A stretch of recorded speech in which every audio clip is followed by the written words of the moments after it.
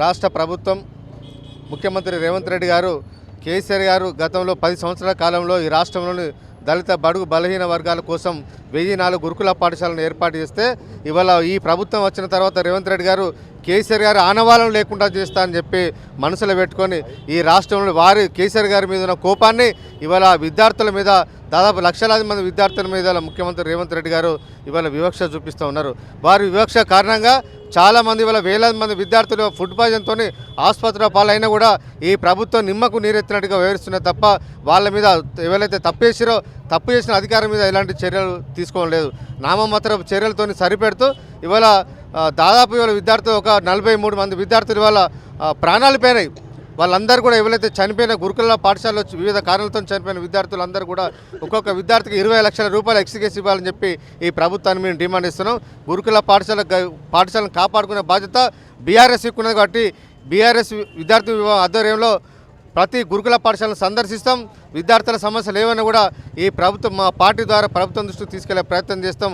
కేటీఆర్ గారికి నివేదిక ఇచ్చి వారి ద్వారా రాబోయే అసెంబ్లీలో ప్రభుత్వం మీద ఒత్తిడి తీసుకొచ్చే కార్యక్రమం బీఆర్ఎస్ ఆధ్వర్యంలో చేపడతామని చెప్పి తెలియజేస్తాం.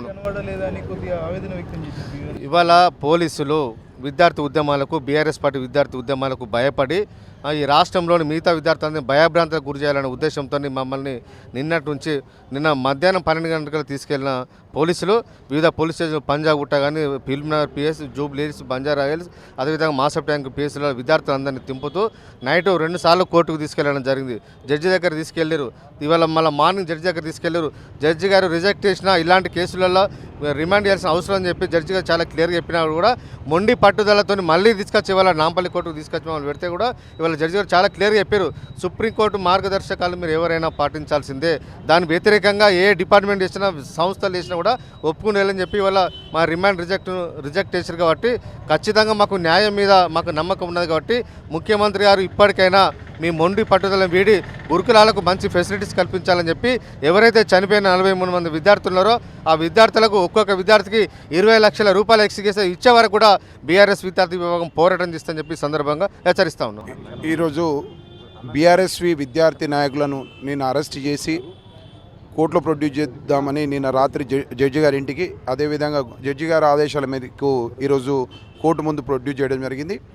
ప్రొడ్యూస్ చేసినప్పుడు వారిని అరెస్ట్ చేసిన సెక్షన్స్ ఏవైతే పెట్టిన సెక్షన్స్ ఉన్నాయో అవన్నీ 7 years బిలో ఉన్నాయి. కాబట్టి సుప్రీంకోర్టు ఇంతకుముందు పలు జడ్జిమెంట్లలో ఇచ్చిన సందర్భాలు 7 సంవత్సరాలు లోపున్న ఏదైతే నేరాలు ఉన్నాయో వాటి అన్నింటిలో ఖచ్చితంగా నోటీస్ ఇచ్చి వారిని విడిచిపెట్టాలని చెప్పడం జరిగింది.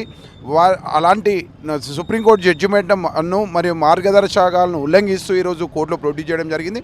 దానికి మేము ఎట్టి పరిస్థితుల్లో సుప్రీంకోర్టు ఆదేశాల ప్రకారంగా వారిని రిలీజ్ చేయాలి అని చెప్పి కోర్టును రిక్వెస్ట్ చేసినప్పుడు కోర్టు మా వాదనను పరిగణలోకి తీసుకొని వారిని 50,000 రూపీస్ పర్సనల్ షూరిటీతో ఈరోజు రిమాండ్ రిజెక్ట్ చేయడం జరిగింది.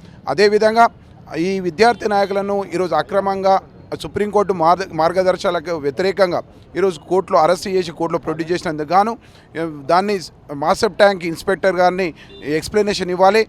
సుప్రీంకోర్టు ఆదేశాలను పాటించలేదని వారికి నోటీస్ ఇవ్వడం జరిగింది. ఇప్పుడు ఇన్ని రోజుల నుంచి ఈ కేసెస్ అన్ని చూస్తున్నాము. ఈ కేసెస్ అన్ని చూస్తుంటే పోలీసు వాళ్ళు పొలిటికల్ బాసెస్ ఏదైతే ఆర్డర్స్ పాస్ చేస్తున్నారో వాళ్ళ ఆర్డర్స్ని ఫాలో అవుతున్నారు, కానీ లా అండ్ ఆర్డర్ని ఫాలో అవ్వట్లేదు. సుప్రీంకోర్టు గైడ్ లైన్స్ అయితే పక్కన పెట్టేసిండ్రు, అసలు చదవట్లేదు.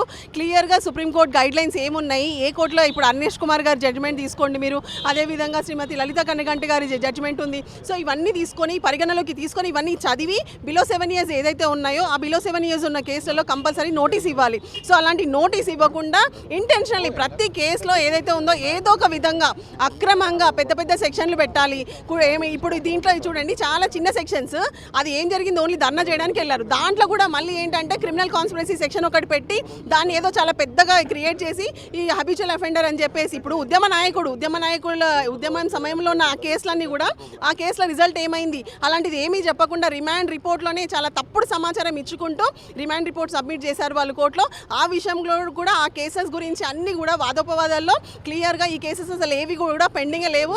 ఇంటెన్షనల్లీ ఉద్యమ సమయంలో ఉన్న కేసెస్ని కూడా వాళ్ళు ఇప్పుడు హైలైట్ చేసి హ్యాబిచువల్ అఫెండర్ అని చూపించి కావాలని కోర్టు వారిని తప్పుదారి పట్టిస్తున్నారనే విషయాన్ని కూడా మేము కోర్టుకు చెప్పడం జరిగింది ఈరోజు.